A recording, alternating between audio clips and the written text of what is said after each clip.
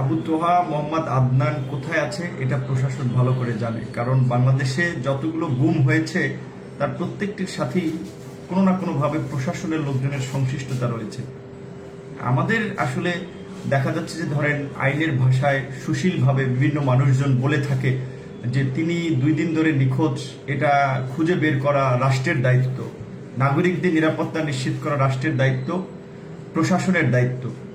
আসলে এই সুশীল বক্তব্যের মধ্যে দিয়ে আসলে সরকারের কাছে কিংবা রাষ্ট্রের কাছে অনুনয় বিনয় করে লাভ নাই, কারণ এই সরকারের গত আপনার এই 12 বছরে যতগুলো গুম খুন হয়েছে ম্যাক্সিমামগুলোর সাথে সরকারি বাহিনী তাদের সংশ্লিষ্টতা রয়েছে। সেটা আমরা নারায়ণগঞ্জের 7 মার্ডার থেকে শুরু করে অনেক ঘটনাগুলোর সাথে আমরা দেখেছি। এবং সর্বশেষ যেই আমরা একটা ঘটনা দেখলাম, যেটি খুব চাঞ্চল্যকর ঘটনা ছিল, ফটো সাংবাদিক কাজলের নিখোঁজ হওয়া। তিনি একজন ফটো সাংবাদিক ছিলেন, দীর্ঘদিনের প্রতিবাদ করতে করতে তারপরে দেখা গেল তার খোঁজ মিলল সীমান্ত এলাকায়। তো এখানে সরকারের কিন্তু খতিয়ে দেখা উচিত ছিল, আইন শৃঙ্খলা বাহিনীর খতিয়ে দেখা উচিত ছিল যে আপনার কাজল কিভাবে সীমান্ত এলাকায় গেল, কারা তাকে সীমান্তে ফেলে দিয়ে আসলো। আমরা যে অভিযোগ করে আসছি যে আপনার এদেশের গুম খুনের সাথে এমনকি পার্শ্ববর্তী রাষ্ট্রেরও সংশ্লিষ্টতার অভিযোগটি, সেটি সরকার খতিয়ে দেখবে যে আসলে কিভাবে তিনি সীমান্তে গেলেন। বিএনপি নেতা সালাউদ্দিনের কথা ধরেন, তাকে শিলংয়ে পাওয়া গিয়েছিল, আমরা জানি কিভাবে তিনি এই বাংলাদেশ থেকে ওখানে গেলেন। এগুলো কিন্তু সরকার খতিয়ে দেখতে হবে, সরকার খুঁজে বের করার দায়িত্ব। কিন্তু সরকার কি করেছে? আমি আপনি যতই স্ট্যাটাস দেই, কলম লেখি, এগুলো সরকার কিছু মনে করছে না। সরকার তাদের একদলীয় শাসন ব্যবস্থাকে পাকাপোক্ত করার জন্য বিরোধী এবং ভিন্ন মতের মানুষের উপরে নির্যাতন, নিপীড়ন, দমন পীড়ন চালানোর পাশাপাশি বিভিন্ন মানুষকে নাই করে দিচ্ছে। বিএনপির আপনার প্রভাবশালী নেতা ইলিয়াস আলীর খবর আমরা সবাই জানি, কি হয়েছে।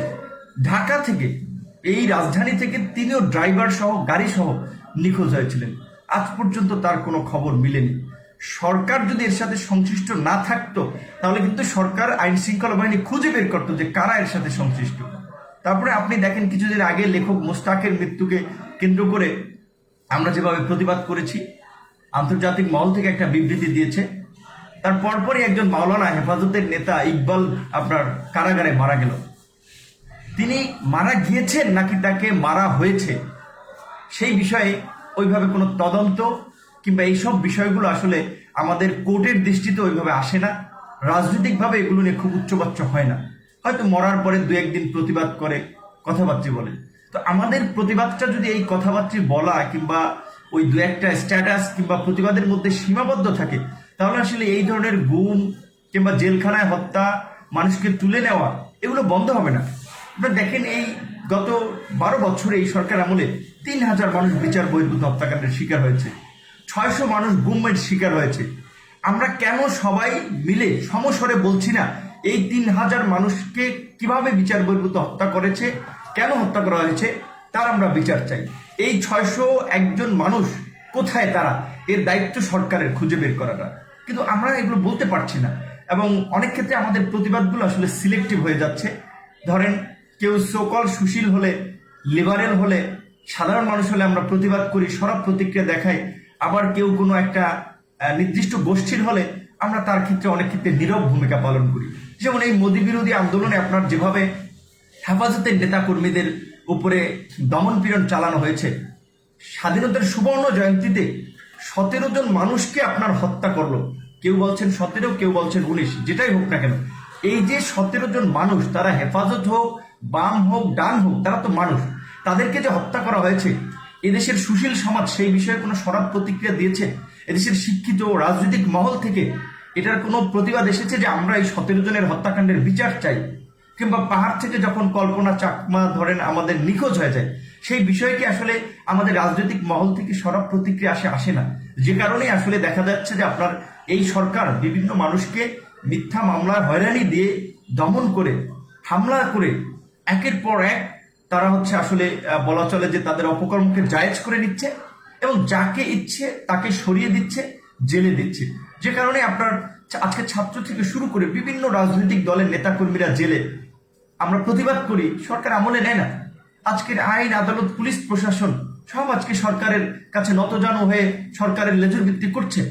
আজকে দেখা যায় যে সমস্ত মামলা জামিন যোগ্য তারপরেও সেই মামলাগুলোতে আপনার লয়ার কোর্ট থেকে জামিন দিচ্ছে না। কারণ কথা স্পষ্ট, সরকারের নির্দেশনার বাইরে কিন্তু তারা কাজ করতে পারবে না। আমরা দেখেছি না, সরকার দলীয় একজন সংসদ সদস্য, সরকার দলীয় একজন নেতা, পিরোজপুরের একজন নেতা, তার বিরুদ্ধে আদালত রায় দিয়েছিল, রাতে তাকে বিচারককে বদলি করা হয়েছে। একটা দেশের প্রধান বিচারপতিকে বন্দুকের নল ছেঁকে দেশের বাইরে পাঠিয়ে দিয়েছে। তাহলে সে দেশের বিচারপতিরা আমি চাইলেই তো স্বাধীনভাবে কাজ করতে পারবে না।